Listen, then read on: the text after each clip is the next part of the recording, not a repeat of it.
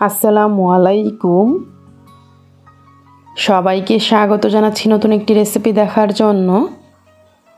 আজকে আপনাদের সাথে শেয়ার করব ফুটন্ত গরম পানিতে আলু দিয়ে মুখে স্বাদ লেগে থাকার মতো একটি নাস্তার রেসিপি। ছোট বড় সবাই পছন্দ করবে এমন একটি নাস্তার রেসিপি আজকে শেয়ার করছি।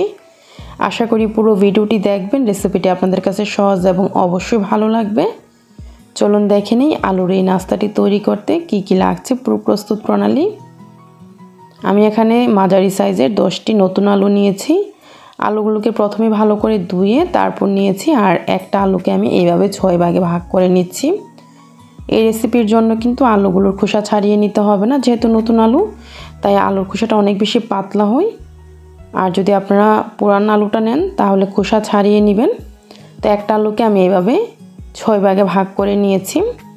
এখন এই আলুগুলোকে ভালো করে ধুয়ে নিব। আমি ঠিক এইভাবে আলুগুলোকে টুকরো করে নিয়েছি। আলুগুলোকে ভালো করে ধুয়ে নিতে হবে, আর আলুগুলোকে ভালো করে ধুয়ে নেওয়ার পর খোসাটা কিন্তু আরও বেশি পরিষ্কার হয়ে যাবে। আলুগুলোকে ধুয়ে নেওয়ার পর আমি পানিটা ঝরিয়ে নিয়েছি, আর আপনাদেরকে দেখিয়ে দিচ্ছি খোসাটা। এই যে দেখুন, ভালো করে ধোয়ার কারণে কিন্তু খোসাটা অনেকটা পরিষ্কার হয়ে গিয়েছে। তবে আপনারা চাইলে এই আলুগুলোকে খোসা ছাড়িয়েও টুকরো করে নিতে পারেন, তবে এই রেসিপির জন্য নতুন আলু হলে খোসা ছাড়াবার কোনো প্রয়োজন নেই। আর এই দিক দিয়ে আমি চুলায় একটা প্যানে পানি ফুটিয়ে নিয়েছি। এখন এই ফুটন্ত গরম পানিতে আলুগুলো দিয়ে দিচ্ছি। চুলার আঁচটা একদম ফুল আঁচে রাখছি, আর অপেক্ষা করছি 2 থেকে 3 মিনিট। 2 থেকে 3 মিনিট পর এখন আমি চুলাটা বন্ধ করে দিয়েছি, আর চুলাটা বন্ধ করে দিয়ে এই গরম পানিতে আমি রেখে দিচ্ছি 5 মিনিটের মতো।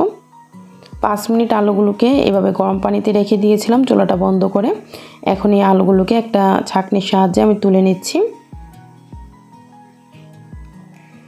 আলুগুলোকে আমি তুলে নিয়ে তারপর একটা ছড়ানো প্লেটে নিয়ে নিচ্ছি। আর পানিটা কিন্তু একদম ভালো করে আমি ঝরিয়ে নিয়েছি। এই যে দেখুন, কোনো পানি কিন্তু আর এখন নেই এই আলুগুলোতে। চুলা থেকে নামানোর পর আলুর ভিতরে যে গরম ভাপ ছিল কিছুটা, সেই ভাপেই কিন্তু আলুগুলো আরও কিছুটা সিদ্ধ হয়ে গিয়েছে। আর আলুগুলো কিন্তু এর চেয়ে বেশি সিদ্ধ করা যাবে না। ঠিক এরকম অবস্থায় চুলা থেকে নামিয়ে তারপর একদম পুরোপুরি ঠান্ডা করে নিতে হবে। আর এখন আমরা একটা ব্যাটার তৈরি করব। এর জন্য এখানে একটা মিক্সিং বোল নিয়েছি, 1 কাপ ময়দা নিয়ে নিলাম, আধা কাপ কর্নফ্লাওয়ার নিয়ে নিচ্ছি। কর্নফ্লাওয়ার হাতের কাছে না থাকলে চালের গুঁড়ি আপনারা দিতে পারেন এখানে। তারপর দিয়ে দিচ্ছি পরিমাণ মতো লবণ, 1.5 চা চামচ মরিচ গুঁড়া। তারপর দিয়ে দিচ্ছি এখানে চিলি ফ্লেক্স 1 চা চামচ। দিয়ে দিচ্ছি এখানে মিক্স হার্ব 1 চা চামচ। মিক্স হার্ব হাতের কাছে না থাকলে বাদ দিতে পারেন, সমস্যা নেই। দিয়ে দিচ্ছি আধা চা চামচ বেকিং সোডা। অবশ্যই দেওয়ার চেষ্টা করবেন, বেকিং সোডাটা দিলে অনেক বেশি ভালো হয়। এখন এই সবগুলো শুকনো উপকরণ ভালো করে মিশিয়ে নিচ্ছি। সবগুলো শুকনো উপকরণ ভালো করে মেশানোর পর রুম টেম্পারেচারে থাকা পানি অল্প অল্প দিচ্ছি, আর একটা ব্যাটার তৈরি করে নিচ্ছি। আমি এখানে 200 মিলিগ্রামের একটা মগ নিয়েছি, তো 200 মিলিগ্রাম পানি নিয়েছি, তো অল্প অল্প পানি দিচ্ছি আর ব্যাটারটা তৈরি করে নিচ্ছি। আর এই ব্যাটারটাকে ভালো করে ফেটে নিতে হবে যাতে কোনো লাম্পস না থাকে। ব্যাটারটাকে এভাবে কিছুক্ষণ ভালো করে ফেটে নিয়েছি। আর এই ব্যাটারের ঘনত্বটা হবে ঠিক এরকম, এর চেয়ে বেশি ঘন কিংবা এর চেয়ে বেশি পাতলা হবে না। এখন আমরা এই ব্যাটারে দিয়ে দিব আলুগুলো কিন্তু আমি একদম ভালোভাবে ঠান্ডা করে নিয়েছি। তারপর আলুগুলোকে দিয়ে দিলাম। আপনারা চাইলে ঠিক এই অবস্থায় আলুগুলোকে ফ্রোজেন করতে পারেন, ডিপ ফ্রিজে বক্সে ভরে রেখে দিতে পারেন। যখন খুশি তখন বের করে এই নাস্তাটি তৈরি করতে পারেন। এখন এই ব্যাটারের সাথে ভালো করে মাখিয়ে নিতে হবে আলুগুলোকে। এইভাবে আমি সবগুলো আলুকে ভালো করে ব্যাটারের সাথে মাখিয়ে নিয়েছি। আর এরকম একটা পাতলা কোটিং তৈরি হবে, ঠিক এরকম। প্রত্যেকটা আলুর গায়ে যেন ঠিক এরকম পাতলা একটা কোটিং তৈরি হয়। এখন চলে যাচ্ছি ভাজার জন্য। আমি আগে থেকে চুলায় একটা প্যানে ডুবো তেল দিয়ে তেলটাকে গরম করে নিয়েছি।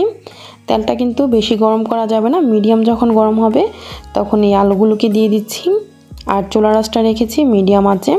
চুলার আঁচ যদি ফুল আঁচে থাকে দেয়া মাত্রই কিন্তু কালার চলে আসবে, কিন্তু মুচমুচে হবে না।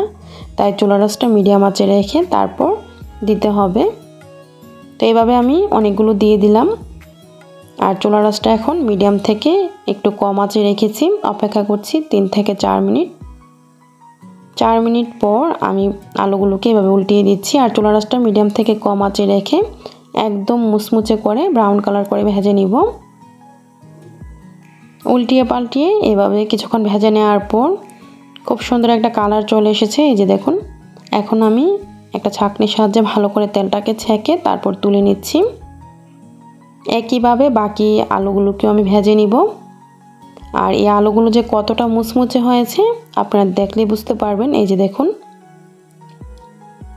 অনেক বেশি মুচমুচে হয়েছে। আর এই আলুগুলো কিন্তু ঠান্ডা হওয়ার পরও মুচমুচে থাকবে। বেকিং সোডা দেওয়ার কারণে এই আলুগুলো অনেক বেশি মুচমুচে হয়, আর ঠান্ডা হওয়ার পরও এই মুচমুচে ভাবটা থাকে। এই যে দেখুন, দেখতে কিন্তু অনেক বেশি লোভনীয় হয়। বিশেষ করে বাচ্চারা খেতে তো অনেক বেশি পছন্দ করে। বাচ্চারা কেন, বড়রাও খেতে পছন্দ করে। আশা করি রেসিপিটি আপনাদের কাছে ভালো লেগেছে। অবশ্যই একবার হলো বাসায় ট্রাই করবেন। রেসিপিটি যদি ভালো লাগে লাইক, কমেন্ট, শেয়ার দিতে ভুলবেন না। আজকের এই রেসিপিটি দেখার জন্য আপনাদের সবাইকে অসংখ্য ধন্যবাদ। সবাই ভালো থাকবেন, আমার জন্য দোয়া করবেন। আল্লাহ হাফেজ।